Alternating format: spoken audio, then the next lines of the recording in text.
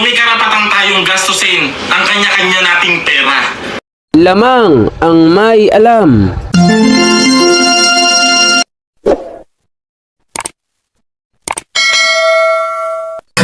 Mayroon ngayong bagong pauso. Mahal daw ang bariyang 10 piso. 2001. Ang iba naman ay 5 piso. Ang iba ay 20 peso, lagpas kwelyo.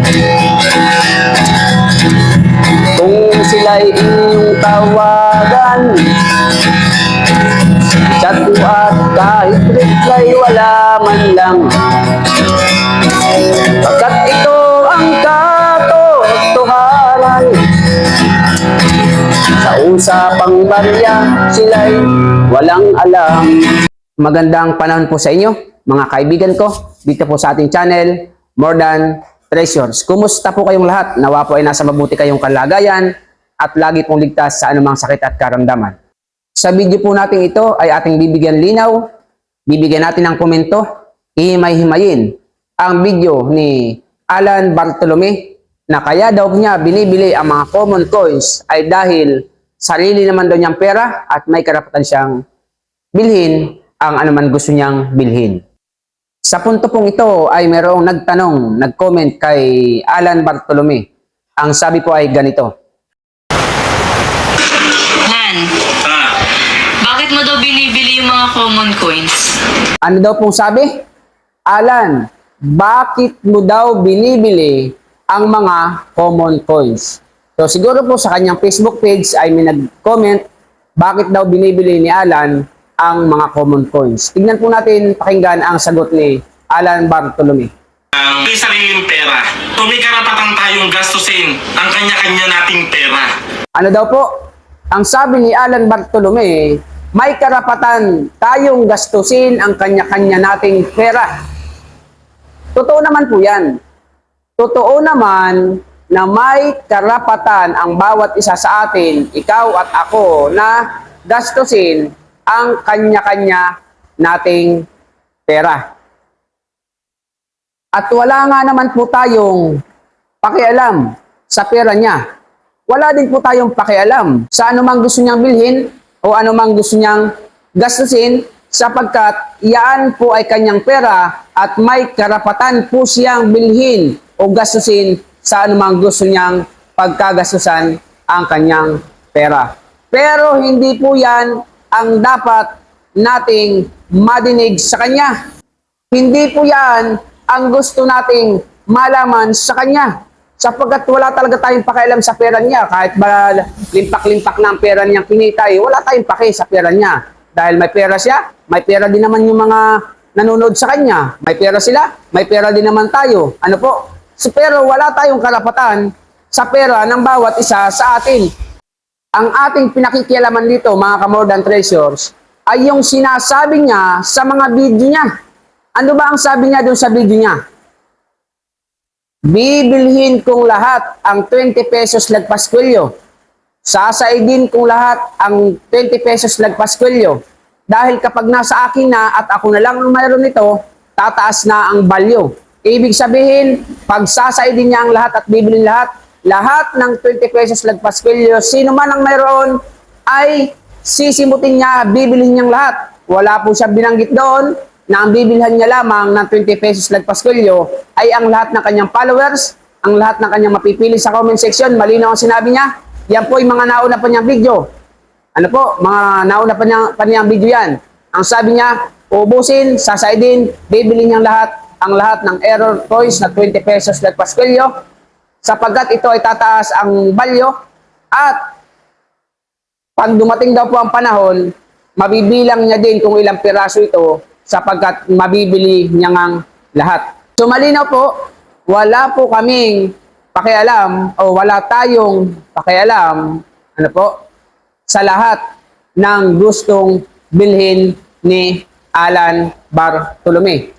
So, tapusin niyo po itong ating video sapagkat yung patungkol po sa 20 pesos lagpas kwelyo ay ilalagay ko po yung video niyang yan sa bahagi na huli, sa huling bahagi nitong ating video upang sa gayon, kayo mismo ang makapakinig, makapanood sa kanyang mga sinasabi kung paano siya bumili. Ano po? So yun po ang sabi niya, sasaidin niya ang lahat ng 20 pesos lagpas tuwelyo. So okay, Sir Alan Bartolome, wala talaga kami, wala ako, wala sila, walang sino man ang pwedeng makialam sa pera mo. Walang sino man ang pwedeng makialam sa anumang gusto mong bilhin. Ano po? Yan ay iyong karapatan. Sapagkat may karapatan kang gamitin kung saan mo gusto ang iyong pera, saan man nanggaling ang pera mong yan. Ang gusto ko lang malaman, ano po, ako na mismo. Ang gusto ko lang malaman bilang ako ay isang tunay na 15 years nang namimili ng mga iba't ibang klase ng bariyang may halaga. Ano po, ako'y nagiging tupilak. Patunayan mo ang iyong sinasabi. Hindi ako makikialam sa iyong mga video. Kung hindi ako napupurwisyo sa mga pinagagagawa mo, sa totoo lamang po, 2 months na ako ay tinatamad na pong lumabas, tinatamad na akong bumala, sapagkat iba't iba na po ang na-encounter ko. Sa panahon ngayon, pag namimili ka ng ginto pilak, ng mga coins, pag hindi po ikaw marunong makisama sa tao, hindi po mahaba ang pasensya mo, lagi ka na pong mapapaaway. Sapagkat tatanungin mo, bumibili po kami ng mga sinaunang pera, ang lalabas, 20 peso lagpas kilyo. Sinauna ba yan? Ano po? Ang ilalabas, pisong kalabaw. Sinauna ba yung kalabaw? Eh, hanggang ngayon may kalabaw eh. Oh, hanggang ngayon may kalabaw. Dito sa amin, may mga kalabaw. Hindi po sinaunang kalabaw. Lalabasan ka, piso 1972. At pag hindi mo binili, ay nagagalit. Ang hindi ko makalimutan sa karanasan ko, yung ako po ay halos pagtripan ng nagiinuman. Sila po ay apatan. Lalaki pa ng katawan, may tato. Ano po? Namamagod lang daw ako. Kami daw ay mga sinungaling. Bibilin daw ng mahal sa Facebook. Hindi naman pala bibilhin. Yan ang hindi ko po malilimutan. At lagi na po ako nakaka-encounter ng ganyan. Panoorin niyo po yung upload natin nung naunang sa YouTube natin. Galit na galit yung isang lalaki. Ano po? Dahil naniwala sa mga turo ni Alan Bartolome. Panoorin niyo po. Binabanggit yung pangalan ni Alan Bartolome. Hindi po yun scripted. Dahil hindi ko sila kilala. Hindi nila alam na vlogger ako. Ang sabi ko lang sa kanila, ako mag-aahinti nito, iaalok ko kay Sir Alan, kaya videohan natin, at ako ay hingi na lang ng porsyento para mabidyohan ko sila. At sila naman ay pumayag, kaya nga sila pa nagsalita, o Sir Alan, kung bibilin mo ito, marami kami ito, ang sabi niya sa video. So wala kaming pakialam sa nais mong gawin sa pera mo. Ang gusto ko lang malaman, patunayan mo sa buong mundo, sa lahat ng taong naniwala sa iyo, na ikaw. Ang gusto naming malaman ay patunayan mo sa buong mundo, sa 2 milyon na naniniwala sa iyo, na bumibili ka talaga ng 20 pesos lagpas kwelyo. Kaya po, apektado kami. Napanood ko kay Boss Toyo, may nagdala. Si Sir Alan ang binabanggit. Ano po? Oh, ay sabi ni Boss Toyo, letter A. Ang pangalan, mataba. Oh, sino pa? Tapos meron din doon sa Salapi TV, may nagbenta din. 1972 naman ang dala. Mahal daw sa Facebook. Tignan niyo po, ang daming naniniwala. At sa akin, marami ding lalabas ng mga ganyang coins. At ang karamihan, ang iba, nagagalit talaga. Kaya po ako ay hindi naman nagagalit kay Alan. Ano po, ang sa akin lang, kung wala siyang alam patungkol sa barya, ay huwag siyang magaling. Kung wala siyang alam patungkol sa lumang pera, huwag siyang mag-alam-alaman. At kung wala siyang alam patungkol sa kanyang mga ibinablog, ibahin niya ang kanyang content. Total naman marami na siyang pera eh. Bakit hindi siya mag-charity vlog? Ang sabi niya, paraan daw niya ng charity ay yung yung pipiliin sa comment section, tapos bibilhin yung pera, klaseng charity mo. Klaseng charity yan. Ipamulat mo sa kanila na yan ay napakamahal at pinamulat mo sa kanila na talagang bibilin mo ang 20 pesos lagpas kwelyo. Ngunit ang totoo ay hindi naman pala ginagawa at hindi naman talaga ito binibili ni Sir Alan. Gusto niyo po patunayan ko sa inyo na talagang si Sir Alan ay sinungaling na at hindi totoo ang kanyang mga sinasabi? Ano ba ang sabi niya sa video? Sasaidin. Ano ba ibig sabihin ng sasaidin sa Tagalog na mas mababaw? Uubusin, sisimutin. Sasaidin daw niya ang lahat ng 20 pesos lagpas kwelyo at kapag ito'y ubos na, siya na lang ang mayroon, tataas ang balyo. Kaya tuloy-tuloy daw po niya itong bibilhin. Panoorin niyo po sa huli kong video. Ilalagay ko po yung video niyang iyan. Kung hindi niyo pa napanood, panoorin niyo para malaman ng tao hindi tayo nagsisinungaling. Ngayon, kung totoong sasaidin niya ang lahat ng 20 pesos lagpas kwelyo, dapat bilihin niya. Unahin niya munang bilhin, ano po, ay iyong mga followers niya na 2 million na nagko-comment sa kanyang comment section. Nakita ko po, ang dami po doon nag-aalok sa kanya ng 20 pesos lagpas kwelyo. Pero hindi niya po binibili. Ngayon, paano mo sasabihin at patutunayang namimili ka at gusto mong simutin sa idin ang lahat ng 20 pesos lagpas kwelyo? Eh yun nasa comment section mo nag-aalok sa'yo. Hindi mo nga mabili-bili. Yung iba, pandagdag ko lang po sa pagpapaayos ng tricycle. Yung iba, may sakit po yung nanay ko, paggagamot ko po. Tignan niyo po ha, kinuha ko yung ibang mga nasa comment section niya na nag-alok sa kanya ng 20 pesos lagpas kwelyo. Tignan niyo po itong isa kung ilang piraso. Yan. 11 piraso po yan, 20 pesos lagpas kwelyo. Yang pangalawa, 7 piraso po yan, 20 pesos lagpas kwelyo. Yang pangatlo, 5 piraso po yan, 20 pesos lagpas kwelyo. Yang pangapat, 16. Yang panglima, 11 piraso. Yang pang-anim, 12 piraso. Yang pang-7 comment niya, 100 piraso. At iyan pong isa, 9 na piraso. Yung pong kasunod, 20 pieces. Yan pong kasunod, pang-10, 4 na piraso. Yan pong pang-11, 4 na piraso din. Yang pang-12 ay 5 piraso. Yan pong pang-13 ay 80 pieces po yan. Tansya ko. Ito pong pang-14, 5 piraso. Pang-15 ay 13 piraso. Yan pong pang-16 ay 4 na piraso. Yan pang-17, 18 piraso. Yang pang-18, 22 piraso, 22 pieces. Yang pang-19, 11 piraso. Yang pang-20 ay 20 piraso. Ano po? At yan pong isa ay 7 piraso. Yan pong kasunod, 18 piraso. Ano po? At pag iyong kuwenenta lahat, yan po ay umaabot ng 410 pieces. Yan po ay isa-isa pa lamang niyang comment section. Eh, ang dami niya pong video. Puro may mga nag-aalok ng 20 pesos lagpas kwelyo. Kinuha ko lang yan sa niya pong video sa kanya Facebook. Kinuha ko po ang mga comment nila. Iba't ibang reaction. Nakakaawa. Yung iba talaga nagmamakaawa na. May sakit lang po, panggamot lang po, pampuhunan po. Nagmamakaawa. Umaasa na bibilhin ni Alan Bartolome ng 2,000 ang 20 pesos lagpas kwelyo. Binilang ko yan sa isang video pa lang ha. Ang comment na yan at nag-alok sa kanya, inabot ng 410 pieces na 20 pesos lagpas kwelyo. Ang magkano ang bilhin niya? Sabi niya, 2,000. Kwentahin nyo, 410 times 2,000. Pumapatak na 820,000 ang halaga ng mga inaalok sa kanya. Isang video pa lang yan.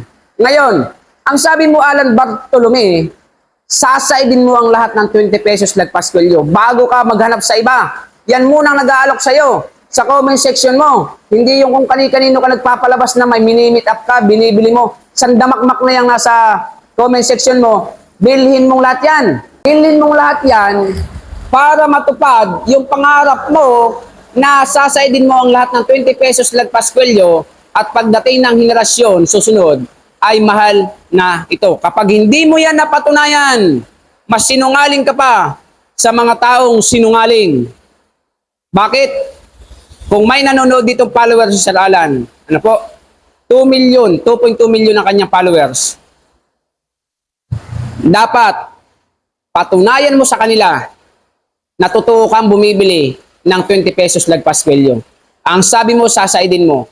So yung comment, ikaw na mismo manood. Sa mga video mo, ang daming nag-aalok. Yan ay galing lahat sa iyo sa isang video pa lang. Yan ay halagang 800,000 sa isang comment, sa isang video pa lang. Ilang kabi video na may nag-aalok ng 20 pesos lagpas pilyo? Ang sabi mo, ano po? Limpak-limpak na po ang pera niyan eh. Kasi sabi sa mga may nagko-comment na sa aking YouTube, ano ba narating mo? Eh si Alan, limpak-limpak ng salapi niya, nakinita niya sa Facebook. Ano narating mo? Ang sabi sa akin, alanganin naman mag-comment sa akin ng ganun kung walang connection sa kanya. Di po ba?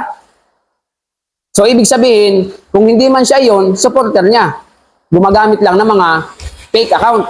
Ako po, pa nag-comment ako sa kanya, pag hindi yan nagbago si Sir Alan, ito na, ito po ay paalala ko kay Sir Alan.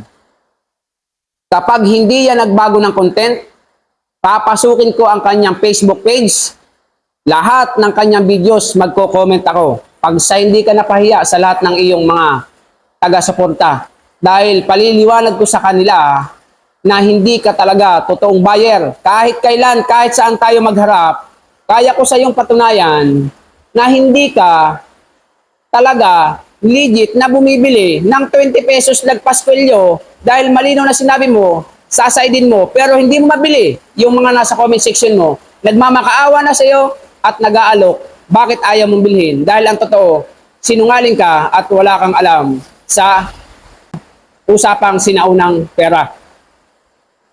Ngayon, titigilan lang kita sa paggawa ng content ko kapag nakita ko binago mo ang mga content mo sa susunod. Ang aking payo, burahin mo ang lahat ng mga video mo na walang katotohanan. Dahil hindi ka sa totoo lang, hindi ka nakakatulong ng maganda sa mga tao.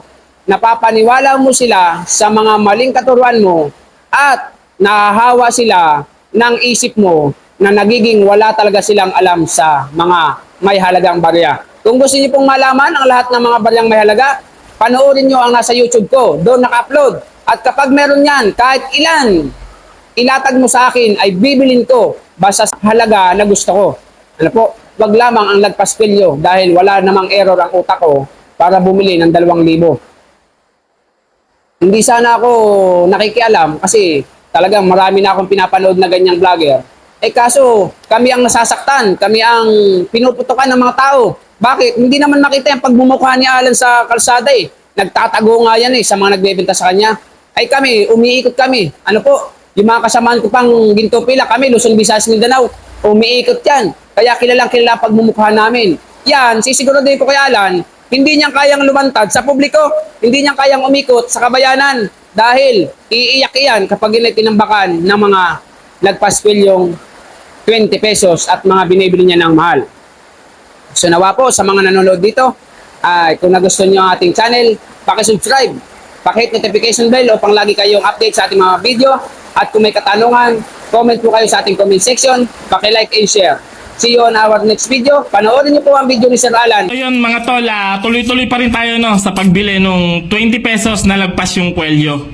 So yun na trending yung aking pinost tungkol dito no, sa ano. Ito yung binibili ko na 20 pesos na coins. Ang message ko sa aking Facebook page, umabot na ng 2,000, no? 2,000 mahigit. Tapos yung comment ng video na yun, nasa 4,000 na. So hindi ko kayo masasagot lahat, pasensya na. Sa mga hindi ko nare-replyan, pasensya na kayo, no? At dun sa mga nakatransaction ko, sa nabilan ko, netong mga 20 pesos, netong mga 20 pesos na coins, maraming salamat, no? Good deal naman, no? Yung ating mga naging transaction. Maraming salamat dun sa mga nabilan ko. At patuloy pa rin tayo nabili nito mga tol. Etong error na to, yung lagpas yung kwelyo ng ating 20 pesos na coins. No. Tuloy-tuloy pa rin man tayo nabili. Tapos ngayon may hinahanap akong bago. May hinahanap ako ngayon eh. Pero ito tuloy-tuloy tayo no, na naghahanap tayo nito. Kasi alam ko masasaid din yan eh. Mabibilang natin yan kung ilan lang yung error na yon. So ngayon pagka napasa akin lahat yung error na ganon, yung lagpas yung kwelyo, mataas ang value, magiging value nun eh pagka yung naitago ko lahat yung ganon, tapos ako lang yung meron nung ganong error no. At alam ko pagdating ng hindi man ngayon sa panahon ko, sa panahon ng mga susunod kong henerasyon ay mapakinabangan nila, no? Ginto pilak ang trabaho ko. Pag pilates ng ginto, eksperto ko. Kung sa mga kabisado ko, alam ko ang peke at totoo. Ako ay isang masayang ng ginto. Alam ko ang tunay at totoo. Kung usapan ay alas lang, yan ay kaya nating patunayan. Ako ay alahero at asayer ng ginto. Alam ko ang tunay at totoo. Walang maitatago kung usapan ay ginto, pagkat ang alahero'y eksperto sa ginto. Mayroon ngayong bagong pauso, mahal daw ang bariyang 10 piso, 2001. Ang iba naman ay 5 piso. Ang iba ay 20 peso, lagpas kwelyo. Kung sila'y inyong tawagan, chat mo at kahit reply wala man lang. Pagkat ito ang katotohanan, sa usapang barya sila'y walang alam. Ginto pilak ang trabaho ko. Pag pilates ng ginto'y eksperto ko. At kung sa mga tatak ay kabisado ko, alam ko ang peke at totoo. Ako ay isang asayer ng ginto. Alam ko ang tunay at totoo. Walang maitatago kung usapan ay ginto, pagkat ang alahero'y eksperto sa ginto. May mga taong akala mo ay may alam sa pagkilatis ng ginto ay nakikialam, ngunit ang kanilang ginagawang paraan ay napakalayo na sa katotohanan. Ginto pilak ang trabaho ko. Pag pilates ng ginto'y eksperto ko. Kung sa mga tatak ay kabisado ko, alam ko ang peke at totoo. Ako ay isang asayer ng ginto. Alam ko ang tunay at totoo. Kung usapan ay alahas lang, yan ay kaya nating patunayan. Ako ay alahero at asayer ng ginto. Alam ko ang tunay at totoo. Walang maitatago kung usapan ay ginto, pagkat ang alahero'y eksperto sa ginto. Ginto pilak ang trabaho ko. Pag pilates lang ginto'y eksperto ko. Kung sa mga tatak ay kabisado ko, alam ko ang peke at totoo. Ako ay isang asayer ng ginto. Alam ko ang tunay at totoo. Walang maitatago kung usapan ay ginto, pagkat ang alahero'y eksperto sa ginto. Pagkat ang alahero'y eksperto sa ginto.